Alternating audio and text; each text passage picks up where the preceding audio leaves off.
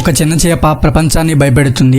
ఎందుకు ఈ చేప ప్రజెంట్ ట్రెండింగ్ లోకి వచ్చింది? అసలు ఈ చేప భూమి మీదకి రావడానికి, ప్రకృతిలో ప్రళయాలు రావడానికి ఏమైనా కారణం ఉందా? రీసెంట్ గా ఈ చేప మెక్సికోలోని బాజా కాలిఫోర్నియా తీరంలోకి కొట్టుకువచ్చింది. అప్పటి నుండి ఏదో ప్రళయం రాబోతుందని ప్రజలు నమ్మడానికి గల కారణం ఏమిటి? ఈ చేపను ఓర్ఫిష్ అని పిలుస్తారు. జపనీస్ పురాణాల్లో వీటిని రుగ్యునో సుకై అని పిలుస్తారు. 32 అడుగుల పొడవు పెరిగే ఈ చేపలు రిబ్బన్ ఆకారంలో మెరిసే వెండి పులుసులతో ఉంటాయి. జపనీస్ కథల ప్రకారం ఇవి భూమి మీదకు వస్తే ప్రకృతి ప్రళయాలు సంభవిస్తాయని నమ్ముతారు. 2011లో టోహోకు భూకంపం, సునామీకి ముందు జపాన్ తీరాల్లో అనేక ఓర్ఫిష్లు కనిపించడం డూమ్స్డే ఫిష్ నమ్మకాన్ని బలపరిచింది. 2017 ఆగస్టులో లూజోన్ ద్వీపంలో 6.6 తీవ్రతతో భూకంపం రావడానికి కేవలం ఒక రోజు ముందు ఫిలిప్పీన్స్ లో 2 ఓర్ఫిష్లు ఒడ్డుకు కొట్టుకు వచ్చాయి. అదే విధంగా 2013లో కాలిఫోర్నియా బీచ్లలో కూడా 2 ఓర్ఫిష్లు కనిపించాయి. కానీ అవి ఎటువంటి విపత్తును కలిగించలేదు. అయితే శాస్త్రీయంగా ప్రకృతి వైపరీత్యాలకు మరియు ఓర్ఫిష్ కి సంబంధం ఉందని నిర్ధారించలేము. కానీ సముద్రం